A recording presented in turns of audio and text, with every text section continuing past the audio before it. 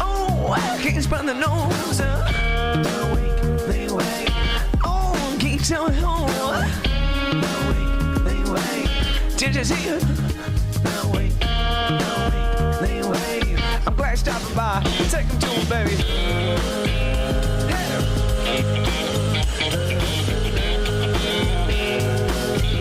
Take him up again.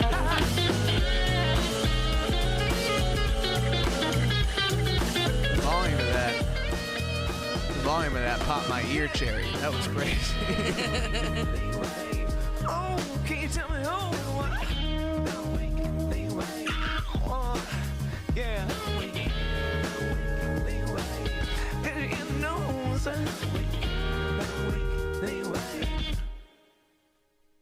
Slip slop Magoo, what's going on, girlfriend? That reminds me, like, is there anything more terrifying than, like, you just set up your PA, you're about to get started, and it goes to fucking feedback frenzy, and everyone's in pain, and you're in pain too, but now amidst that pain, you need to find out what's causing the feedback. Like, it's your fault, you have to turn something off. I always go reach and, like, turn the main volume. Then just be like, hello. Just own up to it. Like, use it as I got your attention. The cliche. I meant to do that. Oh, we're awake now. I hate that old man shit. That's so icky. I feel icky. Oh, so sticky. Where you been playing at, Chan? A lot of breweries. But then I did So Far in Chicago. Nice. Yeah. That must have been a bitchin' show. Yeah. Last weekend? Yeah. Did you do any of those shows while you were up there? No. Nice. No, it's hard to get booked there because they have, like, a lot of them have, like, things where they only want to do local artists, and then, like, there's just, like... They got to do Tin Roof up there if you ever want to play it. I can try to hook you up. They're good people. I can never get on those So Far shows. They're such a great way to meet new listeners, but they are very difficult to get into. Well, I had, I kind of got close with the people who did it out of Columbus. Nice. And so then they, like, linked me up, and then, Yeah. So I kind of had, like, a little... And do you prefer that kind of setting at this point compared to doing the 3-hour cover shows? Because you can go in and just do your originals, your favorite covers, and be done with it? The money's better, like... You know, like, it's more practical to do the 3-hour shows, but, like, I would prefer, you know, it's a goal to do more of the more intimate shows rather than, you know, just, like, background music. Yeah.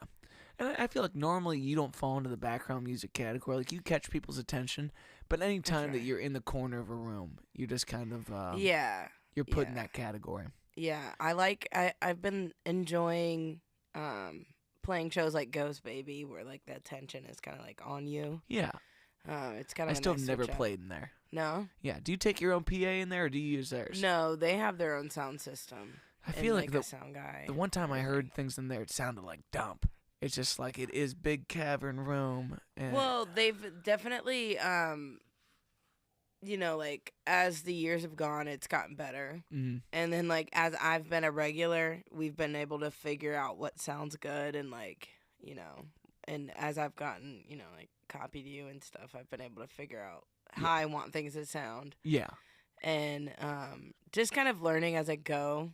But they did have an issue where, like, somebody was playing and spilled. That's my worst nightmare, is to spill and break something. And so, like, we were just using monitors for a while, and then just monitors for the whole room. Yeah. And then I came back and everything was fixed. So you could just tell this huge difference. But yeah, that the shape of the building, you know, it's kind of puts you in a situation. Yeah. Me and Johnny Disco were on a wedding gig together maybe last year or 2 years ago. And I spilled a full glass of water on the power strip in front of me. Oh. And I killed the power for the whole stage. And Oops. It was like, I was like, oh, fuck. You know, just one of those moments that, like, you can't even really own up to. It's like, how quickly can we resolve this? And we have my buddy Jake Richter running sound. So he's, like, on it. He knows how to, like, trace it back to what was the issue. Yeah. And it lifts up, like, the soaking wet power strip. And since then, John has called me Wet Power Strip Waters. Which I kind of like that. What? No, yeah, yeah. I was gonna say wet waters, but I was like that defeats the purpose. It's redundant, you know. Yeah. I think. Oh, there's one time. Remember the the Miami University gig where Nathan was there and knocked over your PA system off the entire stage? Do you remember that? I do not remember that. It comes up on my Facebook every once in a while, like memories.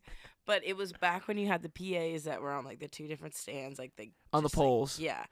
And he was playing tambourine and knocked into one, and and we were on a riser too, so I fell off the riser on the floor. How do I not remember this? Were we baloney?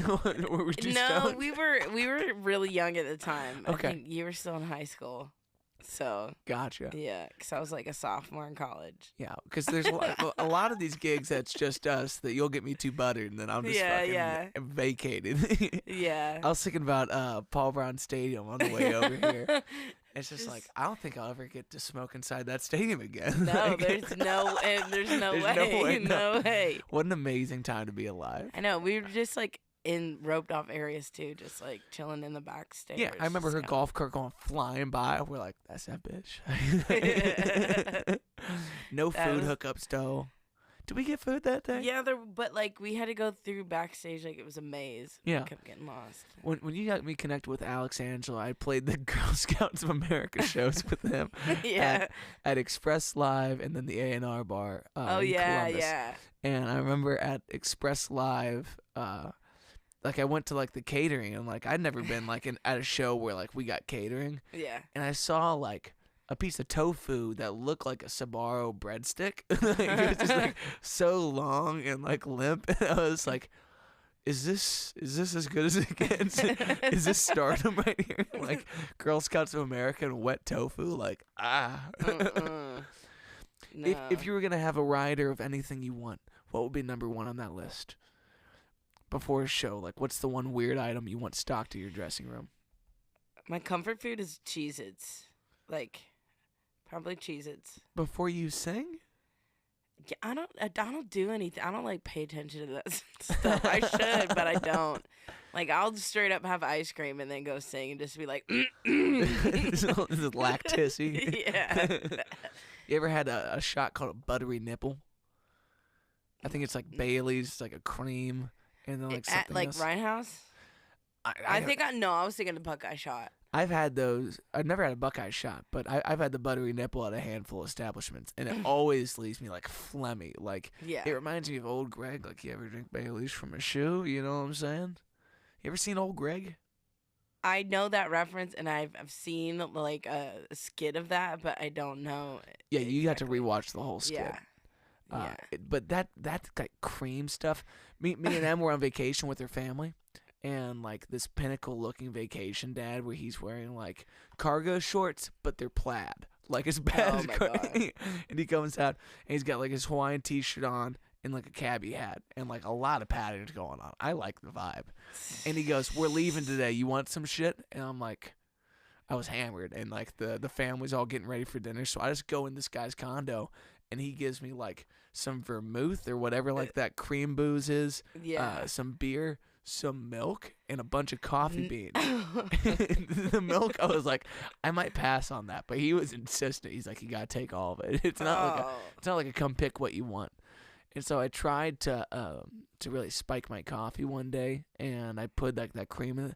I was like, this ruins any drink. Like, I don't like cream my coffee normally. Like, Yeah. you gotta roll black. Yeah. Yeah. Yeah. Do you cream up your coffee? Are you lying to me right now? No, I usually have just like a mocha in there or something. A mocha. What do you mean by that? Like a shot of chocolate Mm. in a shot of espresso. I played phone tag with my dad all day. I think we're on 6 back and forths that haven't been received. There's no way I'm picking that up. I was right now. like, Don't, yeah, you can I'm not do it interrupting now this on for the that. podcast. No. Papa Phil ain't ready for that kind of screening. Put him on speaker, show him to the world. Expose him. I was gonna say that's how I, like looking back is a telltale sign that I was gonna be into girls was my plaid, colorful shorts, 6th grade. Just like, but they were not even. You just said that shorts. was a telltale sign that you were going to be into girls. Yeah, they came up right above the knees. Like, first of all, way too long, way too colorful. Like, straight up would just have those shorts on and like some like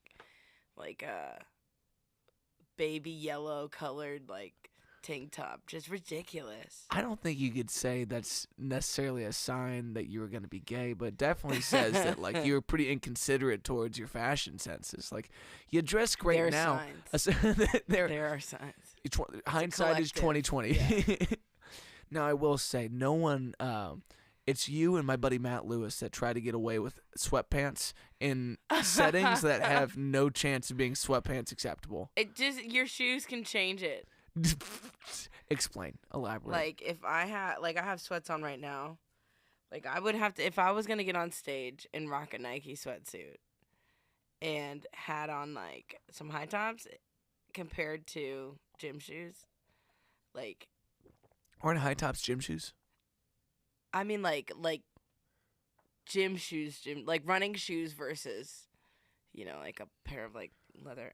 Like fly leather, newts versus yeah. like boots. Yeah. Okay, yeah, I can see that being a stylistic choice. It depends on the type of sweatpants. Does it have the little scrunchy do at the bottom of the leg?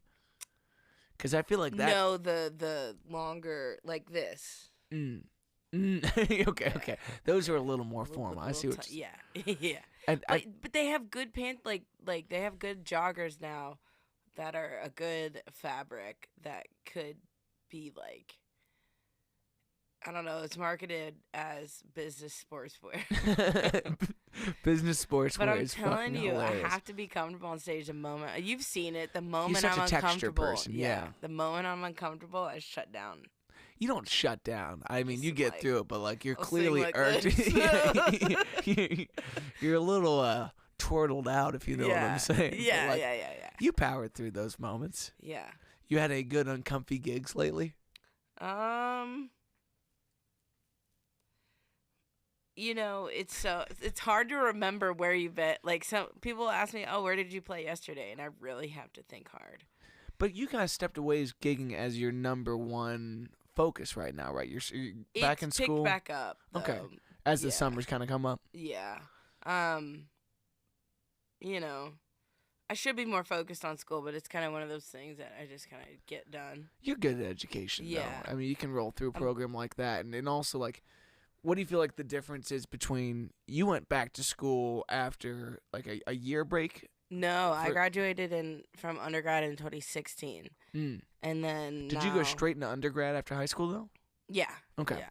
And then I was a fifth-year senior because I switched my major like 2 times. Gang. And then, just did music for a while. And then kind of got to a point where I was like, okay, well, sometimes it gets kind of hard to keep doing this so much alone to the point where it's like doing that to the extent that you can like be comfortable, because like the years that I was totally fine, like financially, I was playing 22 shows a month, whereas like now I'm down to like purposely down to kind of like 10 to 12 in the summer months, just because it's just like it was too much, and I was getting to the point where I was like, I don't know if I want to keep doing this. And I was like, okay, that's not realistic, so just cut back. Yeah, when was the first time you really felt that burnout kind of creeping up? My body just started to hurt. Like, it was probably around like, maybe like 2 years ago. Like, the first year after COVID was when I was really playing. Because kind of you lost that muscle memory of doing those things. Yeah, and I just was like, to the point where I had icy hot in the car. Putting it on my shoulders before I drove home. Looking like a young Shaq. Yeah, but like you've seen before, you've like felt my shoulders before when I'm like just like after a show and I'm like, oh my god, I cannot move. Yeah, you a tense one. Yeah. I mean, do you feel like that's your singing form though? Do you squeeze a lot in those areas, or? I think it's more so. I think that was also a period of getting used to the guitar, because I used to never do that. And then I got into that more because it was the same thing as when we used to play Tin Roof. Like, I would not have a voice after. Like, it was just that kind of training period of, like, building that base of, okay, I can sing for 5 hours and be fine. Yeah. And I can stand for the entire time I'm, like, singing. Each 45-minute set, I can just stand and be fine. Mm-hmm. And, like, because, like, now it's a piece of cake. Now I could probably do more shows. But I just am like, why? And you don't want to creep up on that burnout too. And you've done a good job of, if they're not shows that push your career forward, it's like there's a cost to this. You pay the number, and you set the numbers that you're paying for your off time. You know, you need to know your worth in this, and you're someone that gets attention and can bring a crowd and can entertain people. And you need to know the difference between that and someone that's just starting.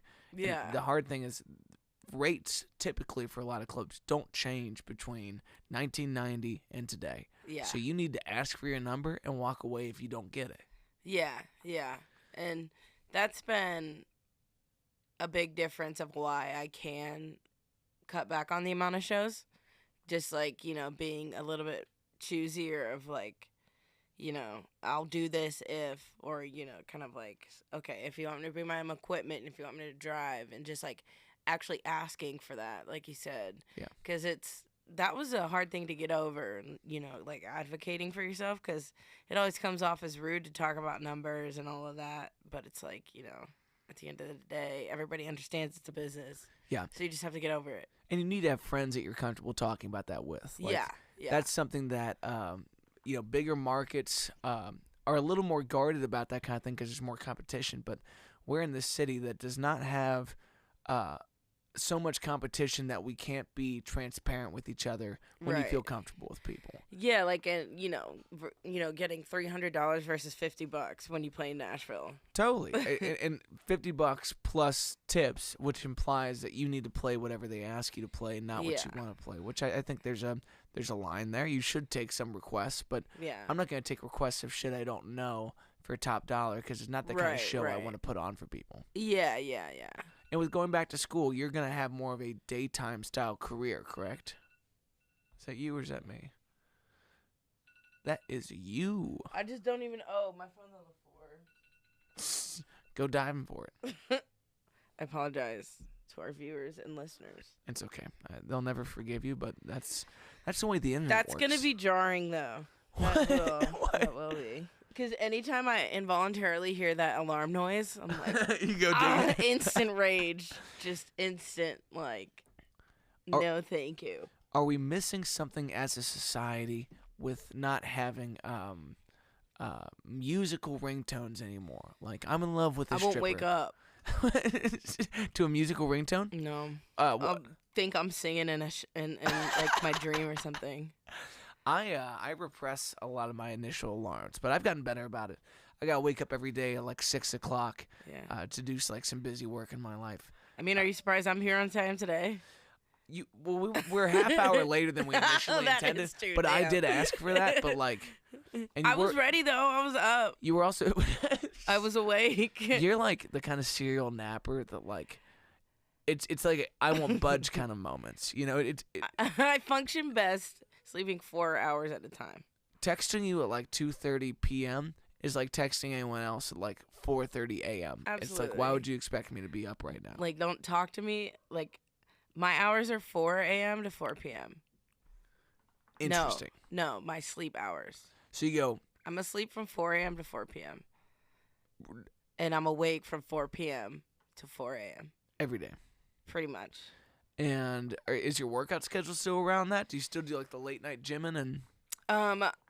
Since that all of the FitWorks have closed, so I've been like between. Yeah. Well, after COVID, everything stopped being kind of 24 hours, so I've been kind of like just doing stuff at my like place, and it's fine or whatever. But like, you know, you crave certain machines. Yeah. Like I've been like thinking of like the lat pull down. I'm like, I gotta get in there. I gotta go do that. That sounds nice. Yeah, but it's my sister's moving to a new place that's got like a gym, so I'm like, I'm gonna go there probably. And nice. Yeah, it's close enough. What part of the city are you living in now?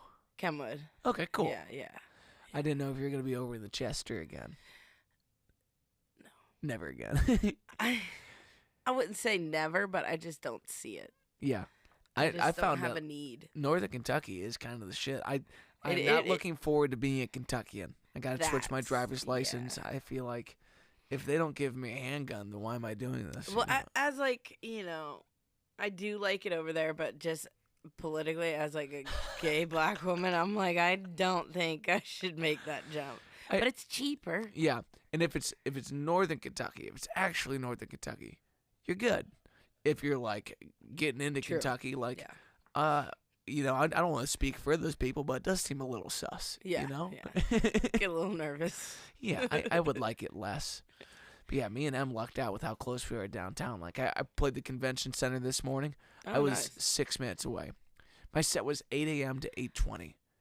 What? They just have something going on? It was adopt a class. I wrote a song for this nonprofit. They have like a brunch breakfast. Okay. That's definitely not brunch. That's fucking breakfast as hell. Yeah. So like when we played the Flying Pig and it's 6 in the morning. I was thinking about that there. I was like, I remember playing the Mercy Mini Heart Marathon at 5:30 in the morning, freezing cold, set up with a full PA, and Just we had all the band. irritated at each other. Did you drive us to that? Were you able to drive that? Yeah. Yeah. It was a Plainfield Rhythm, and we just drove. We took your car, I think. Yeah. 'Cause Who was our first bass player in that band? Was it Alex? Yeah. I thought we had someone else before that. 'Cause I don't remember ever No. meeting Alex. It was No, actually, Logan, Alex, you and me. yeah, I knew Alex Was from it? Vacation. That was it. Yeah, we no, met in didn't Hilton have Head. another. No. When was the first time we gigged together? After the talent show at MND, Mm. I came, and I think you were playing like, it wasn't the Wise Out was one of the earlier shows I sat in, Yeah. but there was an early like a couple. I think it was Silverton Cafe. That sounds very right. Yeah. My bright hot pink shirt. You're like, what are you doing? I was like, my whole family's here. I brought a crowd. It's fine. We disagreed a lot more back then. Yeah, we did. We did. But that's first band vibes too. It's like Yeah. it's weird. You taught me a lot. Back at you. You pissed me off, and I started taking all your shit. I'll never forget my mom being like, "I really liked her voice," and I was like, "She's fired. No chance. Never I'm losing again. I'm not losing my mom to you. Like, it's my only fan right now, dog. Like, get out of here." No, we been through a lot. Oh yeah, there's a lot of years of gigging, and it's so nice to still be able to flex that muscle of Yeah. just stepping up together and being so comfortable with it. Yeah. It's like there's a handful of musicians that back me up in my life, but I don't get to be someone else's teammate in that kind of way. And I feel like you give me the most trust in doing that. Appreciate that. I mean, yeah, because the people who have seen me play with you, like, because there's been times since we don't play as much together, there's been like people who have like not seen us play, but have seen me play individually, and then they'll see us play together, and they're like, "What the hell is that?" And I'm like, he brings out the best in me, like, and also when we play together, I'm able to just focus on my voice and not like kind of be so. You remind me of what I can do, basically. Mm. Well, and we also have bits of things that we do together. It's just like these are the songs, and the harmonies are already done. Like a lot of the show is already kind of produced in that way. Yeah. Everything except for Xavier Fest of last year, where my pedal board wasn't working, and I just totally failed the team. I felt like such a doofus. No, I had a great time. No, that was another one of those situations where you got me too buttered. I didn't bring the right shit. I played horribly. Yeah. No, I was coasting. I was up there with the drumstick, like, all right, what are we doing? Let's get it. No, it was fun that you were playing drums and I was up there just grooving. It is so funny though, like folks that don't ever see us play together. You know, if you went and watched both of our shows, you could pick out these things that for most people look very different. But you put us right next to each other, and we're pretty much playing the same shit just without each other. So when we come back together, it's just like, all right, let's just delegate here. Well, and the whole setup's the same. Like, you know, just people ask me like, oh, well, how did you get this way? I was like, I literally just copied what he has. I'll ask questions and be like, okay, cool. And then see what he has and be like, okay, yeah, that'll work. And then get, you know, and just kind of get. I always think to myself, like, if I ever win a Grammy, like, he's the first person I gotta thank. Well, I don't think I deserve that, but come on, I wouldn't be doing this if I hadn't met you. Well, I'm here. We're here today, so I can yell at you because I want you to play more, and maybe we should figure out some road shows this year. I'm starting to work on my 2025 schedule, and I think I told you about this, but like 25. I started to get some wedding gigs then, Yeah. and I already booked through this year pretty much, except for like November, December. There's some scattered dates. Same.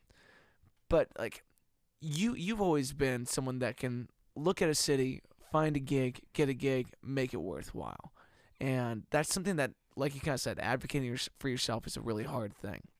But you have a knack for the touring side of it, and just like general emailing logistics and getting that kind of information. Yeah. Now, if I ask you where you're playing, what time we start, and that kind of shit, over your head. I have no idea what she's talking about. That's why Chandler has to drive. If I'm playing on a gig with you, I'm not going to ask any questions. I'm just going to show up and go, because I don't care if we're late. I mean, Chan's got this. People like you because you're late, I think. It's like the ease of it, I think. Like, I'm like, what do you expect? Like, I'm gonna show up smelling like weed. I'm gonna be maybe 5 minutes late to start. And I'm gonna say I'm gonna take a 15-minute break, and it's gonna be 20 minutes. Like, but it's honest. It's beautiful. Yeah. But there hasn't been a time for us, in the last couple years since we kind of, I wouldn't even say the last couple of years we've diverted. Like, since we haven't been in a band together, it's been two independent things, and we're just able to call on each other whenever things need to happen. Like, I was listening to Crown to Killer today. It's like, that track wouldn't have what it does without having your voice on top of it. And also sitting there and talking about this harmony and just beating it at each other. Oh my gosh. I remember that's one of the things, like, you do. Like, you force me to learn certain things. Like, now I kind of have an ear for, like, it's hard as hell, but like I can still kind of like get there and just remember the little things you've said about, like, okay, for harmonizing, like, I know you're like, I know you are on the verge of tears at the studio right now, but you have to keep trying, trust your brain. And I'm like, I can't do it. And you're like, you can. Yeah, but isn't it weird, like that's a great way to put trust your brain, like, especially when it comes to taking solos or doing a certain riff. It's like the moment I focus in to do it is the moment that shit's not happening. Yeah. Some magic is for the passive mind. Yeah. I find that especially with songwriting. And I'm trying to get better about, like, the other day, my buddy Gary over here, and Gary's a 3-time Grammy-nominated Nashville songwriter that's just a bad motherfucker. It's a killer. And we're looking at this song I'm about to put out, and he's like, well, that line sucks, and that stanza sucks, and I don't understand what the bridge is talking about. And it's like, I'm glad you said something, but I sure ain't glad you said something, you know? Right. And now you have to get really critical, and, like, that's not time for the passive mind. But I found, like, cutting substances out of my life since I've been totally sober, like, it's so hard to write because I don't have access to my passive mind as much. I'm not as willing just to be like, oh, that feels good, let's do it. Yeah. So relearning how to let myself just be free to do fucking whatever, and then, now it's time to hone in and say, that line does not compete with these other 3 lines, and it's the conclusion of the chorus. This guy nixed the last line of my chorus, and it's like, I'm going to pull my hair out, I'm going to move on to my eyebrows, then my eyelash is going to get it, and then maybe I'll find this lyric, but this is going to make me crazy. That's, like, the part, I think we've talked about this before, like, when it does come to songwriting, like, I have to be very careful, because if I start to, you were always like, sit down and write for 5 minutes. I'm like, listen, if I can do that maybe, like, a couple times a month, but if I sit there and try and force myself to write, it's going to start feeling like trying to write a DBQ for AP history class, and then I'm going to be like, well, this is, like, forced at this point. But then, like, there will be times where I think a lot of songwriting happens when I'm restringing my guitar. Because it's actually inside. It's, like, it's with me. Yeah. I'm tuning up and I'm hearing things and I'm like, oh, this kind of sounds cool. And then I'll do a voice memo of that melody and then, like, come back 2 weeks later and be like, okay, well, what can I do sound-wise? But if I, like, sit and try and force it on at once, I'm like, I get into that spiral of, like, where I end up where I'm like, I don't even want to do it. I just don't want to do this anymore. Yeah, I definitely get the spiral, but it's interesting that, like, during this moment of, like, tender care towards the instrument, there's an intimacy that triggers a thought, and you can come back to that. Like, I have a lot of great song ideas while I'm playing other shit, and the passive mind is just rolling. Or great ideas about how to change things in my life. and it happens at moments where I can't do anything about it. I just need to hope I remember it. And guess what? I don't ever remember. It's like yeah. Yeah. I've been hearing a lot of people talking about like when you first get up in the morning or when you first get up in the late afternoon. Like it's the 4 moment. p.m. Yeah, when you wake up, before you go on the phone, before you do any of that shit, just sitting there and openly writing, whether it's about your dreams, about your general thoughts, about your mood, because as much as it can be a chore to sit there and evoke something out of it, being close to the muscle of fluency in the idea is important. I feel like I would wake up and every note would just be fuck. Like, have you ever seen? Do you get on TikTok at all? Yeah, I get on TikTok enough to be a narcissist and look at the numbers on my own page and be crazy about it, or to delve deeper into the P. Diddy scandals. I'm so deep in TikTok P. Diddy, it's ridiculous. Rabbit hole for sure. I'm on part 24 of a video series. Like, why don't I just watch the whole video? Like, why do I watch it like this? I also straight up watch a whole movie. You were the first person to ever tell me that, and I think that's ridiculous to watch a whole movie just part 25. And also, like, how outrageous is it that someone's gaining the view count from putting up a movie that clearly has copyright issues? Yeah, I mean, like, it's almost to the point where I prefer watching movies this way, because it gets to the point, it gets the good, like you got the good stuff. It trims the fat for you. Yeah. It's the spark notes of cinema for you. Exactly. That is trashy. I can move on to the next one.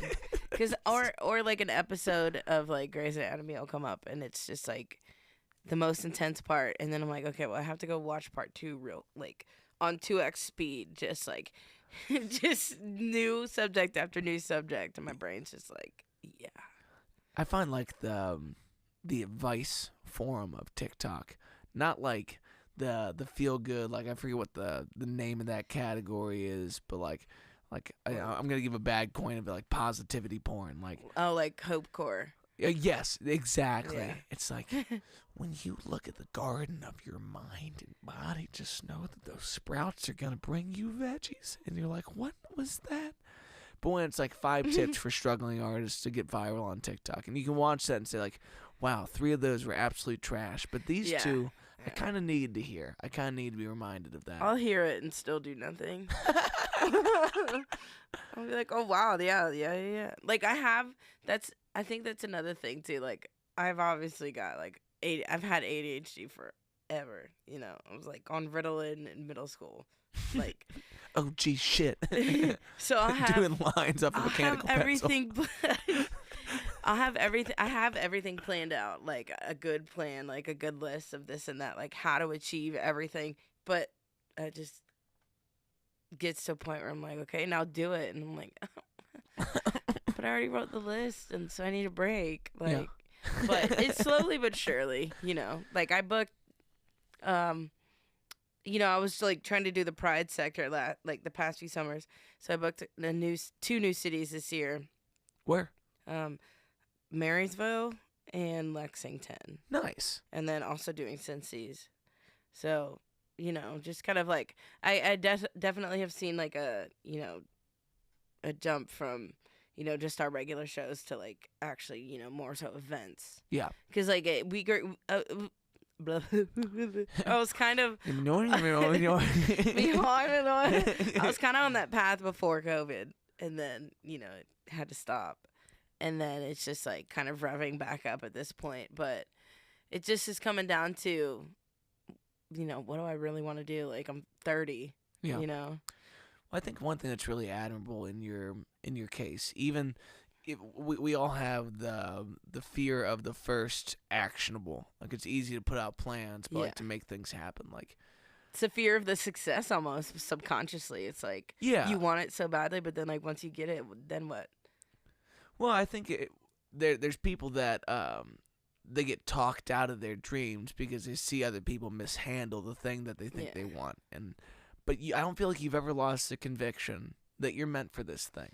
Like, as much as I've seen you pivot in life of how I'm going to get there or what I need to be doing right now, like, that your voice and your music is something that you're meant to be doing. Yeah, like it's always end game. Yeah, and there's a conviction that is not learned, and it's not something you can talk yourself into. You either got it or you don't.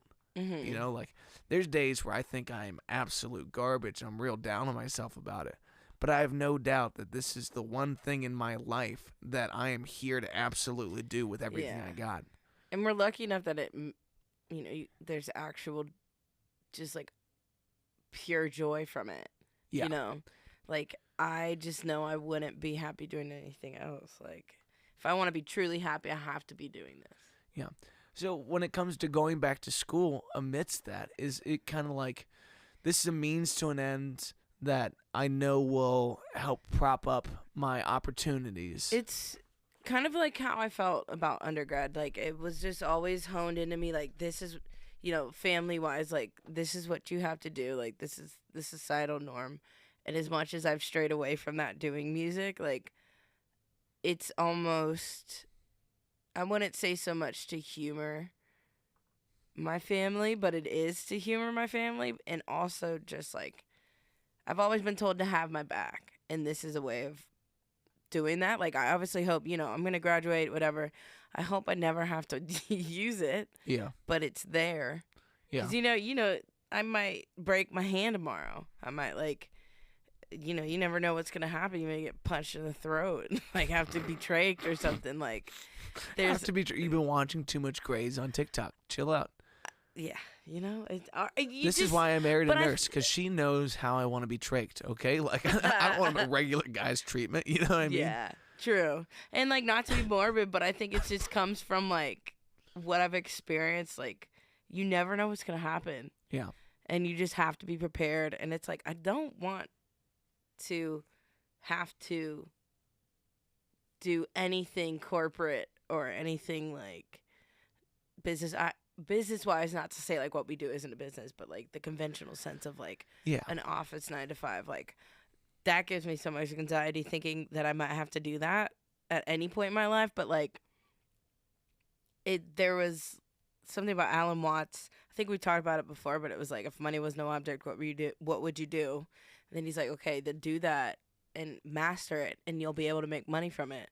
And I basically did that with music and everything and being able to play shows, because it's like you owe it to yourself to at least try and do something that, like, isn't gonna make you miserable. Yeah. When life goes so quick, like you said, like you're 30. When we started playing together, you were 15, I was 13, something like that. And this whole ride has felt like steps forward, and then you get to this point where, for most people, the unfathomable thing is paying your bills, playing music. And reaching that threshold feels really good, but there's no day that you notice it's happening. Exactly, it's like, it's just a goal that slips by and you don't really claim it. And you move on to the next goal. Yeah, till someone points it out, or when someone acknowledges that that's their dream, and you're like, am I living their dream right now? Noah Smith has a good quote to say, like, you are currently living the dreams of someone that was too scared to take that first step. And there's an acknowledgement there and an affirmation that you are doing the right things. But I think there's also got to be this point where, all right, those are yesterday's goals, and I am not here to achieve yesterday's goals. I'm here to achieve tomorrow's and a week from now's, and I know what I want 10 years from now. Yeah, like I think about sitting at the house in Westchester with my whiteboard, like looking at my short-term goals and being like, okay, I want to be able to live and pay my bills doing music. I want to be able to hit a couple different cities. Like you said, you should be hitting at least, like, going out of town at least, like, once a month. Yeah. Like, and at this point, I'm probably doing that, like, probably every other week. Mm-hmm. And, and then, like, okay, having enough songs to say I have an EP, and then doing radio tours. But then, like, you're like, okay, well, it's not like a tour where I'm hitting, like, boom, boom, boom city, tour of us staying in hotels. Like, I have done radio shows. I have, like, you have done that, looking back, like, think of all the things you can cross off the list. Like, you almost think it's going to feel different, but you don't, like you said, you don't notice or feel it until you reflect on it. And then you're like, oh, yeah, people looking at us from the outside in would say they've made it. But it's like, it's only because we feel we haven't, because there's always somebody doing it bigger, but at like the sense of like, no, really think about it. You're able to sleep till 4 p.m. You're able to travel on the weekends and get paid for it. You know, like you're able to do something that makes you happy and like, Yeah. you know, That gave me a thought of just being grateful is something that's on your to-do list. Yeah. It's not saying that because you've done it before, it's off. So you need to wake up and acknowledge these things that are huge, momentous successes. But then also quantifying the goals in front of you. And one thing that you've done well is I look at the big thing and I work my way back to the stepping stones of how I get there. And I put it on a whiteboard, and there's nothing that feels better than crossing off the list or taking it off that board and clearing yourself up this space. One thing I was going to say, Kevin Fox told me this, is like, if you're going to be on the road, you got to be back in 3 months or else they're going to forget you. Do I think 3 months is the perfect number? Maybe. I don't know. I think 3 months is like, they'll know me if I'm only there twice a year. And I may not be able to sell that room out 4 times a year. I might only be twice a year. or make them remember you, whether that's, you know, you put on a great show and then take the time to finish your drink and talk to the people who work there. Yeah. You know? And then the socials make them feel like they're watching you every day. You know, Yeah, if you do that well and they're getting to know you more personally. But I kind of came to the conclusion at one point that I can only afford happily to be on the road 1 week a month, because the rest of the time I'm going to make my living. I'm going to do what I would call dirty work, where I'm still going out. I'm doing 4-hour shows, half my stuff, half covers, kind of pandering to what that is. But then there's other weeks like I don't want to play bars and breweries. I want to play clubs and venues. Exactly. I want to sell tickets. I want to sell merch. I want to be on the path that I see as a route forward. Yeah, that stepping stone. Yeah. And then during the week, it's like I had this time to be on the internet and interact with these people. And part of that realization to me was, if I got you to pay attention to me for one Saturday night where I stopped in your town, and then you follow me online, do you just want to hear about my shows, my songs, until I'm back in your town? No, you want to see what's going on in my life. So a program like this helps me turn the eye towards someone like you that I have loved and worked with for so long, and I see so much good that you can bring to their life, because that transaction of showing them a friend of mine is going to lead them back to, oh, I wonder when he's going to be back, you know? Yeah. And I've always thought about that, too, in the sense of, like, I think what I've noticed, you know, not just friends, but, like, people who have discovered my music, what they like is, you know, when I do post those blooper reels, or I'm like, this is what it's really like. Like, this is me traveling from, you know, I wouldn't say so much vlogs because I don't keep up with it, but it's like, that's also one thing you're probably going to yell at me about is, like, the content. I just don't post that much, but because I don't even have an excuse for it. I don't know. I just, yeah. Well, but like people seeing the funny parts of it, or like the stressful parts of it, like I think that too, you know. Well, when we were kids, you were the social media whiz, and I definitely post more than you right now. So I'm yeah. But I love being competitive with each other. It's like that's something you need when you call people family. It's like I want to do better while you do better, because I need to have someone here that's kicking my ass in this. Yeah. And I think the world needs to see that out of you. Yeah. I wouldn't say it's my being lazy. It just comes down to, like, because, like, I enjoy the creative part of it. I enjoy editing. But it's almost like I enjoy more so of the design of it. Like, you know, I was always on you. I was like, your website needs to look better. Yeah.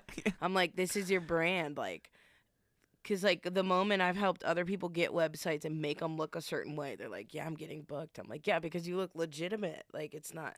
That was always one thing for me. If I was looking at venues and stuff, I'm like, if you're still using, like, I mean, Talk trash. Name some sites. If you're still using, like, Google websites. Say Wix. Like, Wix, Google sites. Like, and I don't know. There's just a certain image to it, and I think everybody knows that. But it's like it comes down to what you think matters, and like for me, it's quality over quantity. I've always been that way, where it's like, okay, when you post, like I've been kind of mulling over a post recently, just like about where I'm gonna be in June, because it's like bigger shows. It's kind of more of a tour, and I've spent like 3 days trying to figure out the design, what I really want, and everything, and it's just like. That's where I also freeze up too. It's the same thing with this song. You want it to sound and look a certain way. And if it doesn't, then you get to the point where it's like, I'm just exhausting too much energy on this. Yeah. It's hard to take your hands off creative projects. And, like, that is an outlet where you are extremely creative and you have a great eye for it. Like, for a while, you were doing the booking with other artists. Yeah. And helping them kind of get their shit together. And you did have positive results of that. And some folks, like, that's just this big mystery. And it's like, no, can you look at your shit and say it looks professional? Or do you look like a scrub that's trying to fake their way into this? Yeah.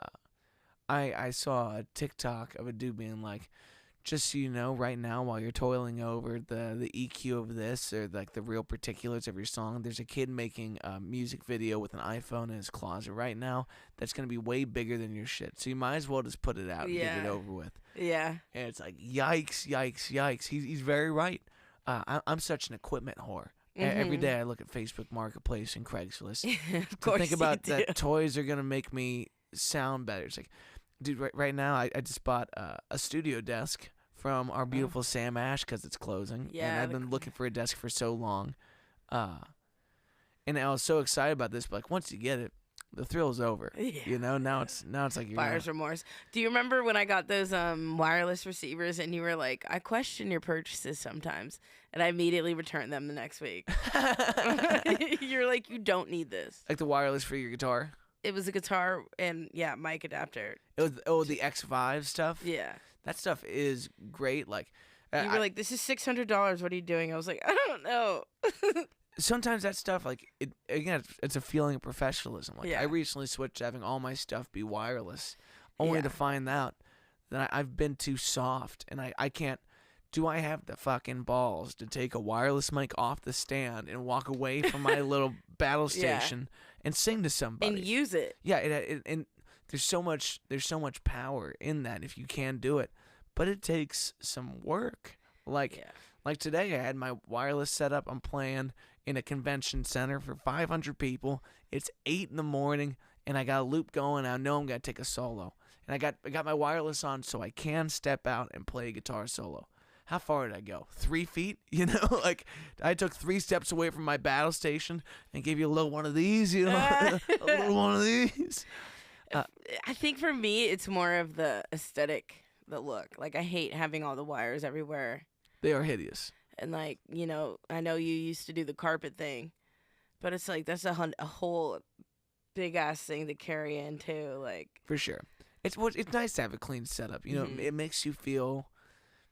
One thing that we don't really talk about in especially solo acoustic gigging of 3-4 hours, like, you got to bring your fucking, cozy little blanket in the corner of this room and get comfy, you know? Yeah. However you like to set up your stuff, you need to feel like you've established your space.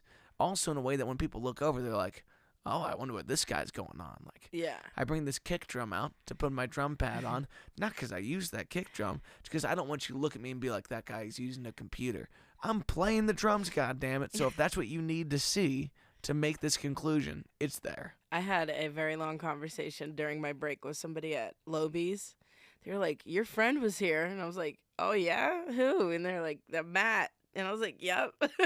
And he goes, but he had the same equipment, but there was this drum thing. And I was like, yeah, it was a drum pad with it on top of like a kick. And he's like, but it was like a drum thing. And I was like, it was this that I have. It's the same box. On top of a thing. But you got the red one, so I had to make it look... And he was I'm coming for you. But he just didn't get it. And I was like, yeah, Matt had a drum. But it's weird the way that plays with people. Like, a guy came up to me the other day, he goes, I like your drum loops.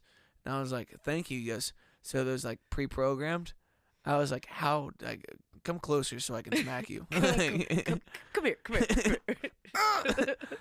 But there's so many things that people don't get in the show. Like sometimes I feel like it's redundant to explain the looper to people on the mic, and I don't have that part of my show really refined. But you watch Ed Sheeran at Wembley walking you through the looper. Everyone that's going to see Ed Sheeran knows that he uses the loop pedal. Yeah. Everyone's seen it. But he still explains it so that you can feel the romance behind what he's doing. Yeah. And it's like, take nothing for granted. If it's part of your show, make it part of your show. One of the fun things about Ghost Baby is like where the stage is, you've got to the left people who kind of are sitting almost behind the stage. Or not behind, but like to the side where they can see behind you. Mm. And every time I play, I'll look over after I've looped and people are just like zombie stared out at the pedals, just like, what is going on? And it's just like, it's crazy to think because it comes so naturally to us and we just do it. Yeah. And then I'll hear somebody or watch someone in the crowd explaining to who they're with what we're doing or like what's going on. And it's insane to think like, it's so fascinating to them, or that like they've waited all day to see this. Where it's like you're just doing it. Yeah, and it's a redundant part of your show. Yeah. You do it all the time, but you gotta own that it's part of your show, so it deserves some attention towards it. Yeah. One of the things that like I've thought about getting rid of this for so long because I don't want it to be a shtick is I bring this fan out because I'm a sweaty hog, and people are like, look at fucking buttered up Fabio over here. Look at his hair blowing in the breeze. And I'm like, just because you're bald doesn't mean you get to stare at me like I'm an idiot for having a fan blowing my hair out of my mouth, But either you acknowledge it and you have some fun with them about it, or you get rid of it. So I don't know what to do there. Yeah. I've been thinking about, I keep thinking about how you keep asking me if I'm selling my beat-pad. Because I've been thinking about getting... like a controller, a finger one. Yeah, just so I can have more sounds just right there, and then also just like the access of it. Like instead of because the one thing I hate when it comes down to packing up is the pad. Yeah, it's a pain. It's just huge, and I feel like I can get something that does the same thing. That's smaller, that fits on the mic stand. But then again, people like to see what I'm doing. Yeah. So it's like... And that has more of an aura of, this is computers, not an instrument. Yeah. And that gives me some real sympathy for DJs. And like, if there's anything that gets... that's Milo. He wants to come down and see you. And I'm not going to let him. No, I'm like, earthquake! That best... It's a 1.2 on the Richter scale. It's the lightest earthquake you've ever felt. I know the waters aren't even moving. You're holding a glass of milk with Nesquik just gently on the top, and it's like just gently stirring it down. Wasn't that Milo? Was that a commercial? An earthquake stirring somebody's Nesquik? Or No, was I it don't just think them so. pouring the Nesquik and the bubbles bubbled over? It's not the type of erotica I usually watch, but if I was going to tell you what would be ideal for Nesquik me, is so good. I would want to see someone with an ET length finger, like a really... Is this going in the podcast? I mean, this is all going live on YouTube right now. So I want to see this guy bare hand scoop some Nessie, some of that Loch Nessie. And Loch Nessie. Loch Nessie. Okay, this gets way worse. He goes for the circular stir, but then like you're not gonna get all the Nessie that way. You gotta go Just to an it. ET bulbous finger. And you see it lighting up in the bottom. Wow. Okay. Lights up when it's done stirring. I mean, there's all those all that tentacle porn on the internet. I mean, we might as well make a Netquick brand of this. Goodness. My goodness. I have a story though. No. At Miami when we were setting up, like I had back when like live was a thing, like just starting, so I had it like live streaming, but I didn't realize people could call in and it would pop up on your computer as like on Instagram when someone's live and they can like come on in. Yeah. It was that, but it was somebody just going at it. And I'm like sitting And there, you said and yes? I'm just up. No, like it just automatically accepted, and I'm just up there like getting set up. Walk over, like somebody brings me water. I sit down, and I'm like, oh, slam laptop shut, like So we're just going ham clamor on this thing. yeah, like just oh my gosh. I love when people like they confiscate your set break to tell you something crazy that's clearly their fun fact, but they act like you shouldn't share it. So here I go sharing something someone told me not to. Yeah. Milo, please. I'm gonna have to let him down here in a second. Yeah. Get him some camera time. No, he doesn't need that kind of glory. Do you know how many people watch this show? Like 30, and I love them. I'm not gonna get my finger guns. E.T. finger guns. Dripping E.T. finger guns, and it shoots dry nest quick. It's just like just the powder. yeah. Oh my god. But this lady on my gig the other day, like, her and her husband are getting up and dancing during some of the set, and like, it's pretty weird out here. Like, no one else is really dancing. Okay, I got you. I'll distract. Really quick, tell them about your dates. What do we got this weekend on Saturday? I guess that's the 18th. I'm in Nashville at Tennessee Brew Works 4 to 6. And then in June we've got Cincinnati Pride, Marysville Pride, Lexington Pride, Cincinnati, June 22nd, Lexington the 29th. Doggo pets on the side. I don't remember which day. Oh, June 8th is Marysville. Is it on your website? Yeah. How do you do your dates on your website? And do you do email blasts with those? I do bands in town, and it just like it notifies people when I post. Yeah. I need to get on my email list. I don't do that. Really? Well, I guess if they sign up for bands in town, and like they'll say notify me, and then they'll get an email when I post. So it's kind of like a notification email. It's not like an actual like newsletter. Like, hey guys, like. Hey guys. Yeah, so I went to see this show last night. A guy named Stacy Mitchart, and he's a Cincinnati guy that lives in Nashville, but he just has a great way of collecting fans. And like, as much as emails seem outdated to me, like, I've been kicked off Instagram before. You know? Like, shoot, I forgot about that. Yeah. Yeah, I had a 4,000 follower page, which like. It's not changing the world, but it was 10 years of work, and now I've only gotten back to 1,000. It's like I'm a quarter of the way back to where I was, and it's been 2 years of working my way back, and pretty devastating. Yeah. At least in email list, I own the access to the people that have bought into this thing. And within that, people are going to change social medias over time. Even if they give me a spam email, at least I'm getting them some kind of contact. Yeah. Sorry, mouth queef. Let me get back to the story. So this woman, I'm on my set break. She's been up dancing with her husband, and they're the only ones dancing. It's like, it's kind of a stiffer, older crowd. Speaking of stiff, it wasn't that cold in there, and this leads. Never mind. You know, I feel like this is an open platform to say whatever I think, and then I start to say something like, "Accept that."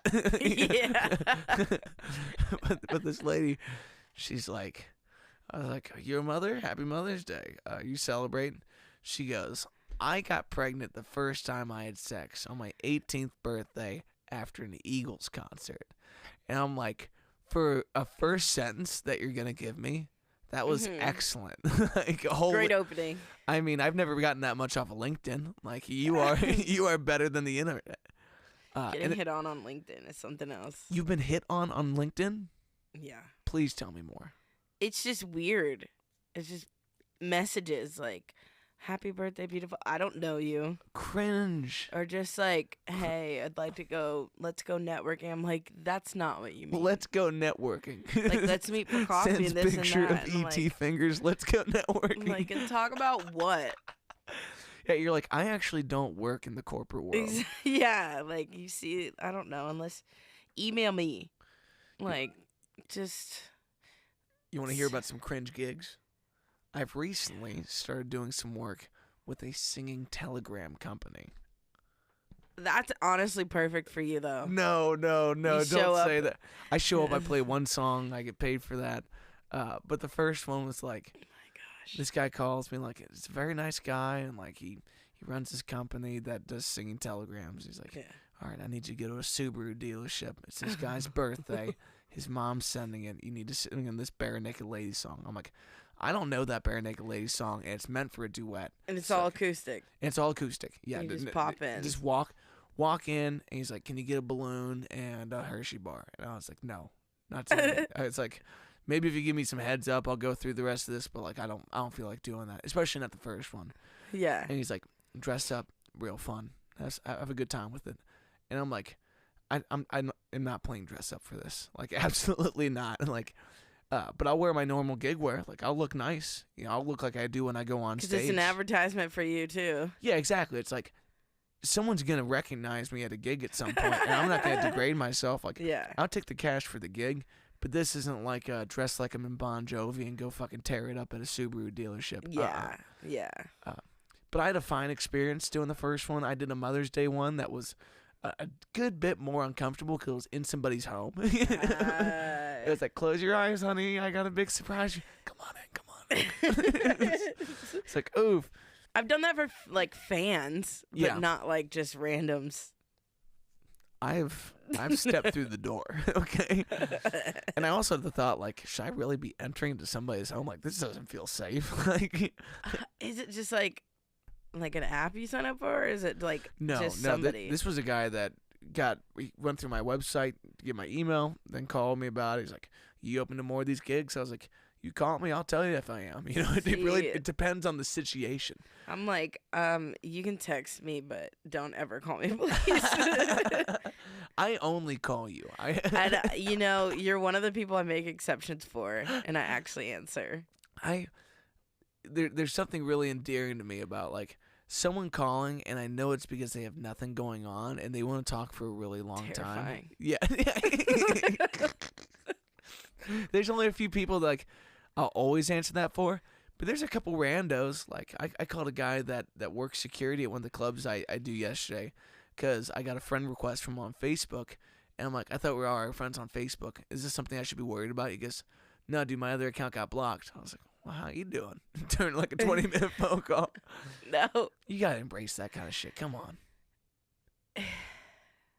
It depends. Would you ever do Cameo? Are you signed up? Like the videos to... Yeah. Like, and I've done... Well, no, it was actually a scam. I was like, I called him out. I Googled it. I was like, is this a scam? And it was. Where people ask you to make like a happy birthday song.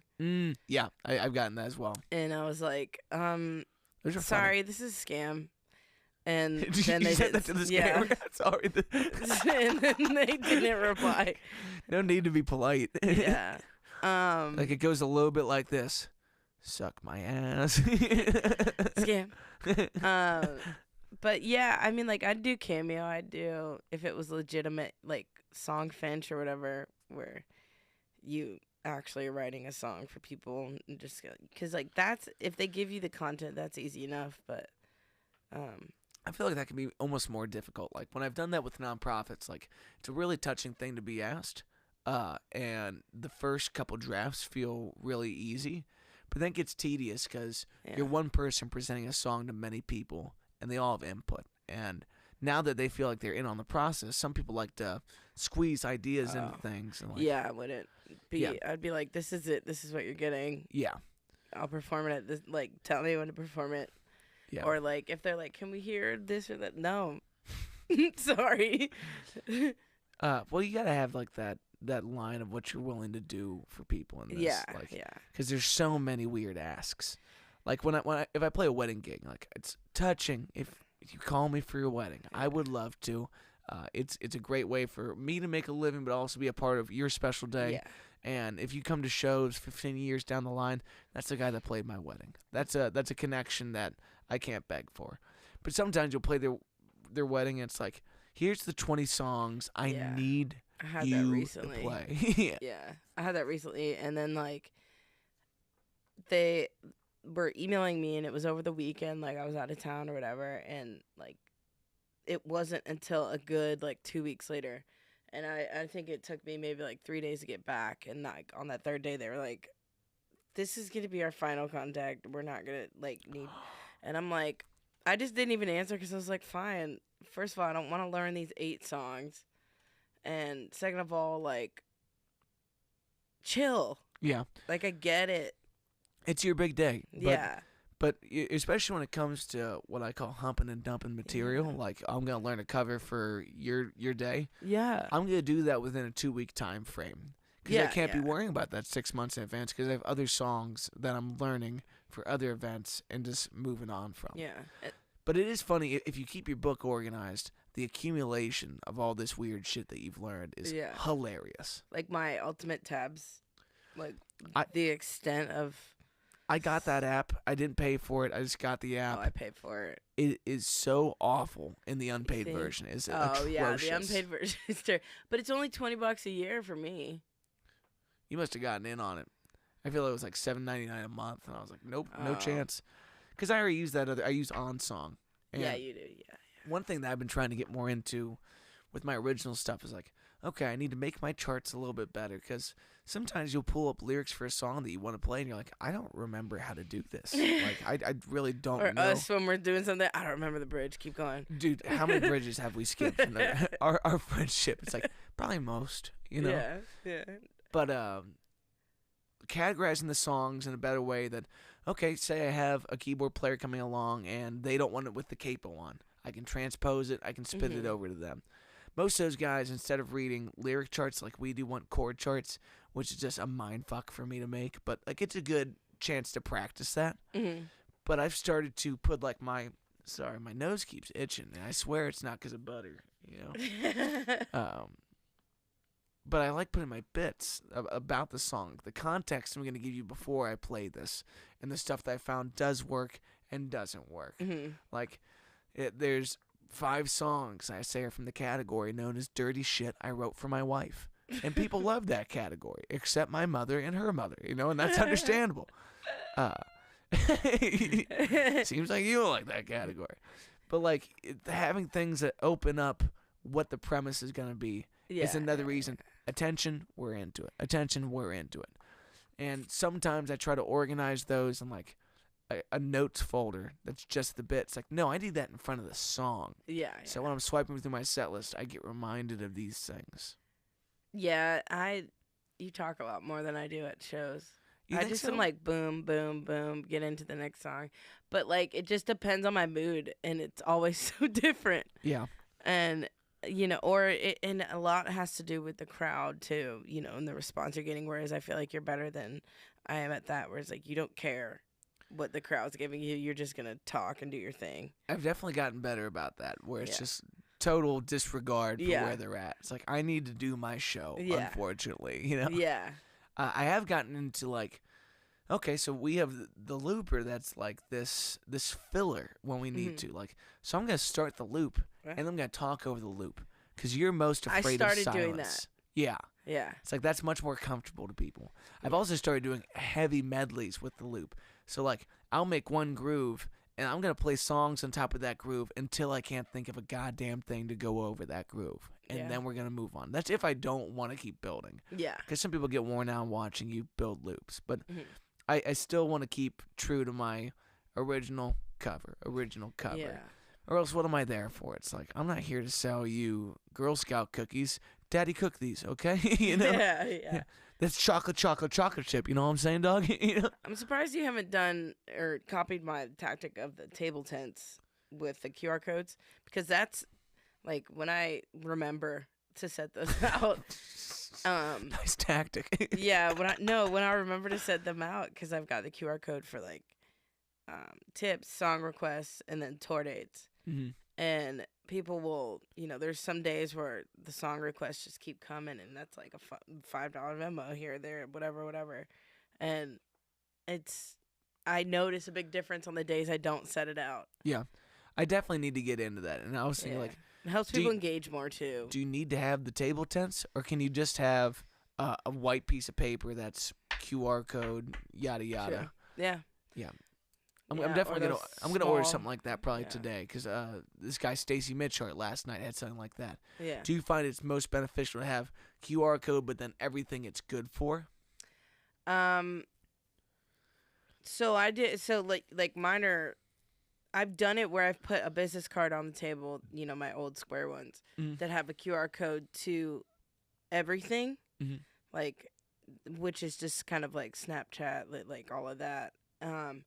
But people don't really pay attention to it. They see the tent. Like it So you forces think it has them to go look. direct? Oh, It forces them to look at it and be like, oh, this is who's singing. Because like I'll hear people in the background like, Chandler, what is it? Oh, that's who's singing. And then So if I just took like a long enough piece of cardstock and had it folded in half, so it at least stands on the table. Yeah.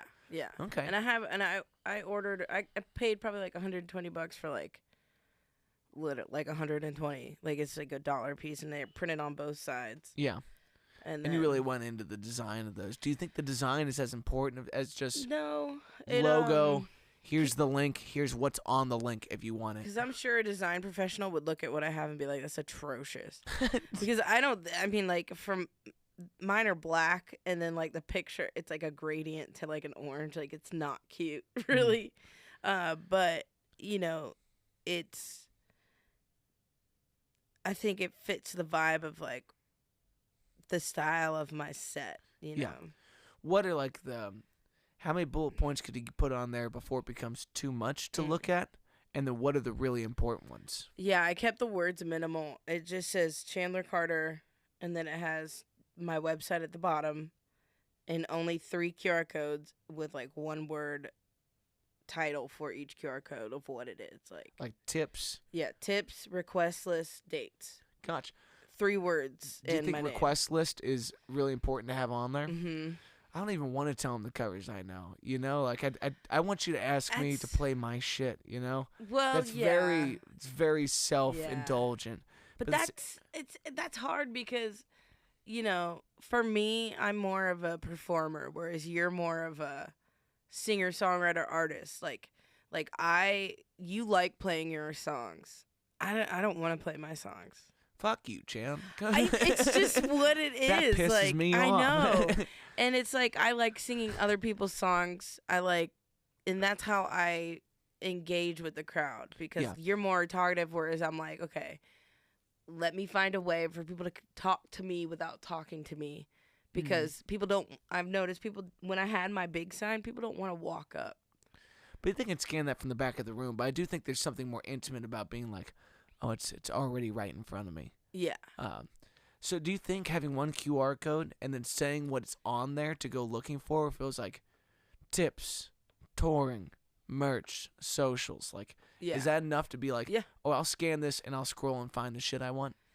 I think if you wanted to just put one QR code and then, like you have on your Instagram thing where you can click and it's that link of there's like a nice link tree. Yeah, I think that would work. Cool. But I think one of the biggest things for me that I've learned that I've kept in mind is someone told me, prepare everything like it's going to a 3rd grade classroom. So the more direction with less words, like mine say, like it's the QR code, but then inside the QR code it says scan me. And then like so people know to use you have to go about it as people not knowing what to do with a QR code. So like, but not say too much. You fucking dummy. Take your phone out, you dumb bitch, and take a picture of this. What would you ever put the website of the QR below that in case they can't figure it out and they want to hard type it? No, I doubt anybody would do that. Okay. Yeah. Yeah, it's great to say, think of it like you're presenting it to someone that won't understand it. Like, it doesn't have to be a 3rd grade, but just assume that there's going to be a hiccup. Yeah. It's not going to go best case scenario. It's going to go worst case scenario. Because if you prepare for worst case scenario, best case scenario is already covered in that. Yeah.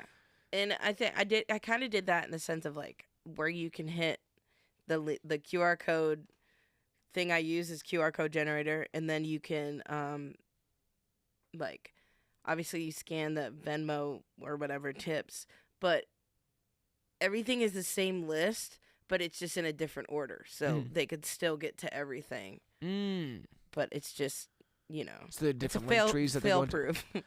And would you advise organizing if you were just gonna do one link tree? Like, how would you like to open it up and see that stuff lay out? I would probably do website, request list, Instagram, Mm. and then everything else just kind of probably with Facebook and YouTube last. Yeah. How do you organize your request list? I had everything typed out on my website, and just kind of did it by alphabetical order. But now I switched to a Google Sheet, and it's, because like you can sift through, A to Z or whatever. Mm. And I have it song, artist, decade. So people can go by like, oh, I want a song from the 60s, 70s, Yeah. and it's a list of like 500 songs, and it took like a week to do it, but Yeah, I feel like that'd be a Or- pain in the ass to keep updated. Like, if someone asked me, like, what do you know? I'm like, what do you know? Like well, I'll we update had it this, every few months. Gotcha. We'll have like this stupid interaction. Most of the time, I'll just hand somebody my iPad and be like, scroll through that with your friends. I'll give them if I haven't put my things out, I'll give them or like if I have them out, I usually always have like a table tip by my tip jar, and I'll be like, oh, scan that. Mm. And then they'll either come back up like, I don't know how to, and I'm like, just shout it out. At this point, just holler. Are we not talking right now? Tell me. And if someone's gonna go to the request list and come up and request something, do you feel like they're more provoked to tip for that? Because I also feel like, hey, this is a give and take relationship. I'm not telling you put $20 in the jar like Nashville, Yeah. but put $1 next to saying what you want.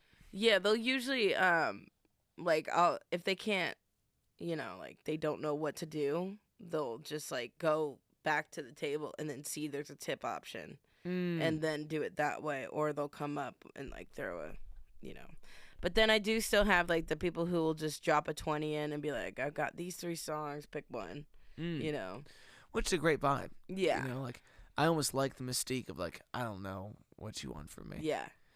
And there's certain things like, I'm not above learning your requests, but don't come up to me like it's my job to know everything that you like. Yeah. Like I am here to entertain you.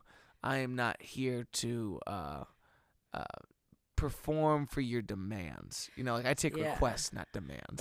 In a couple and there's been a couple times where like people will be like, oh, well, whatever you think I'll like, and then like you play something and they're like, there was one guy who said, play something you think I like. I was like, oh, what about Blue October? He was like, that's kind of offensive. I was like, first of all, how?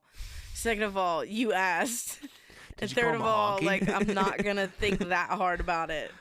It's one of the songs I saw on the list when I was like scrolling to see what I wanted to play next. Like, People are so weirdly offendable in those situations. But I also like that. I'm here to hurt your feelings sometimes. Like, this venue trusted me to be up here.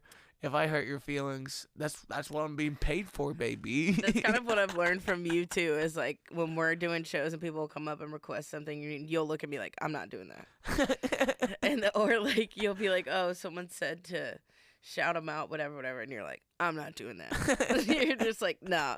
And I'm like, oh, I guess you don't have to please everybody, huh?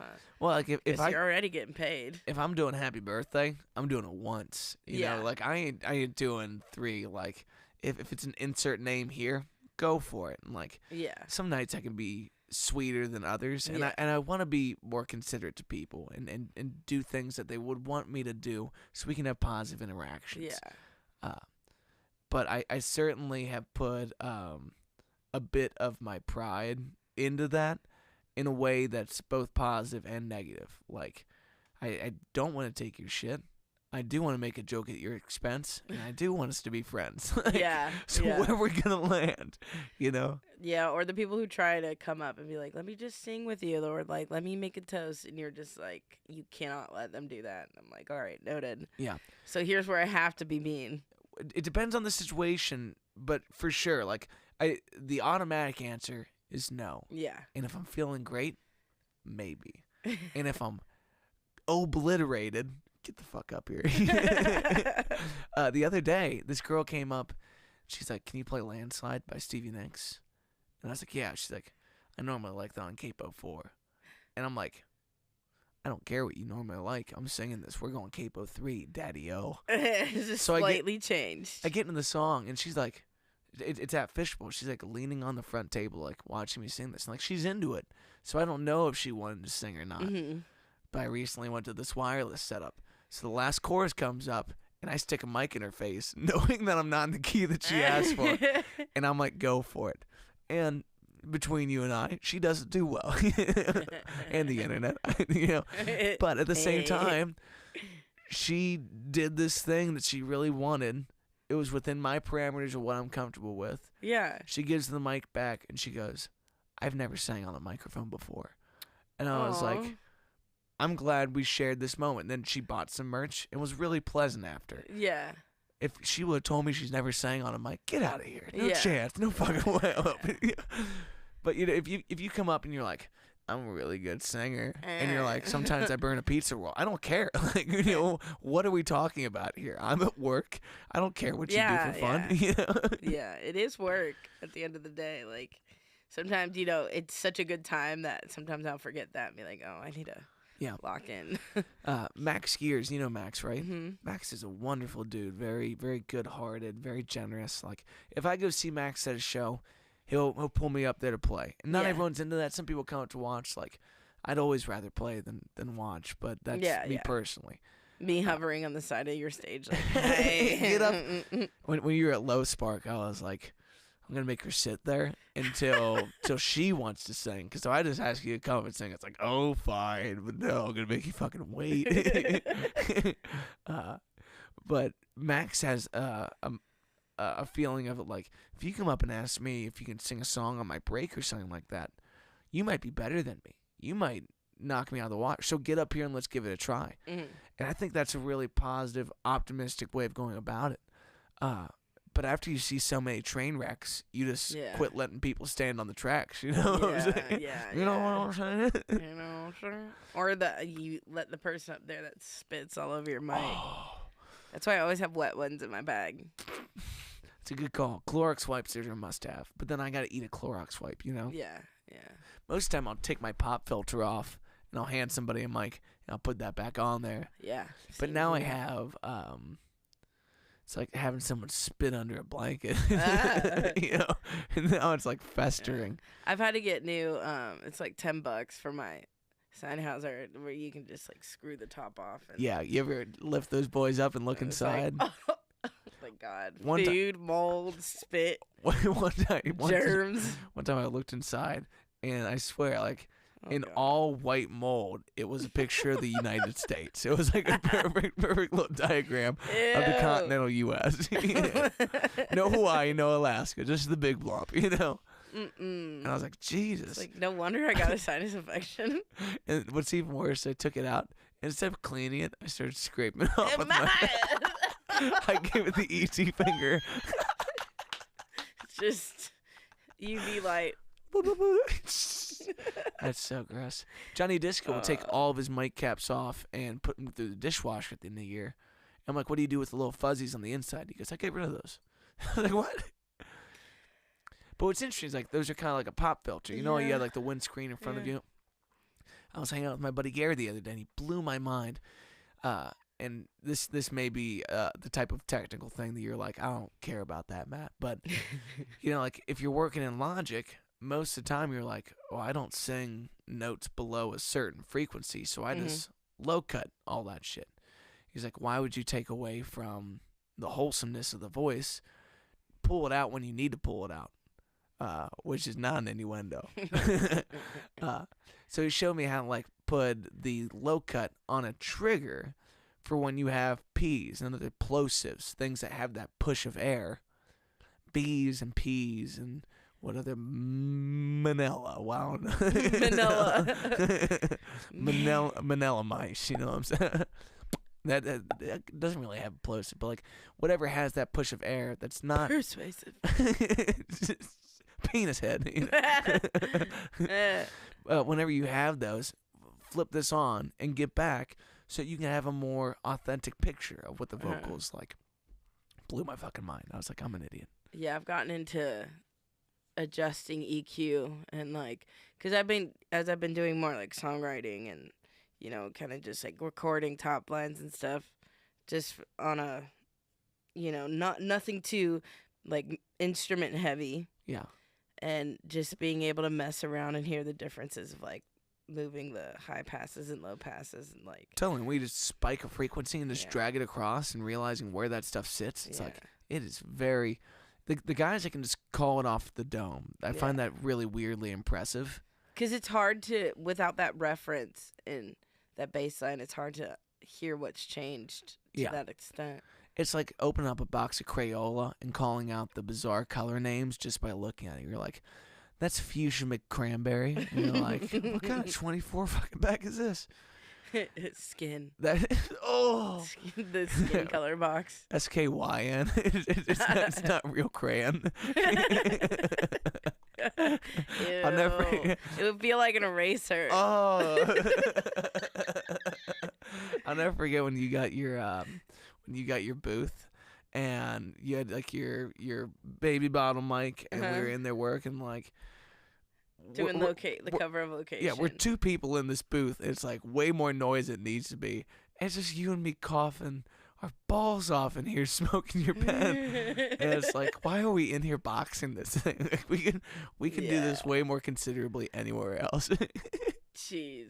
Yeah, no, that video is good. That had a good response. Sometimes I wonder what I fool with you. It's new to me. And I think I had like a yellow button down with like a collar. Like, what are you doing? Cutie pie. Like, what? No. We had a show before or something like that. That seems right. Yeah. Well, do we want to start planning some tour dates in 2025? Yeah. Yeah. Yeah. And great news. Our stream today has had one view, and with an average viewer of 13 seconds. So when this sits a little bit longer, hopefully some folks will pop in. But before we conclude today, anything you want to plug? Where should they find you, et cetera, yada, yada? Yeah, Instagram's probably best bet. That's where I stay most of my phone hours. Chandler.Carter. And then my website is chandler-carter.com, but you can get to that from Instagram as well.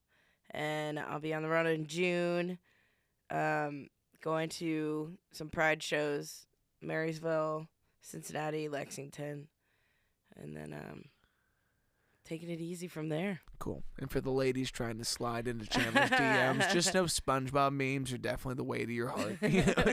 I won't deny that. Yeah, I won't deny that. You're give me a good chuckle. Jan, I love you. I love you. You're the absolute best. Thanks for having me. All right, players and poodles, we love you. We'll catch you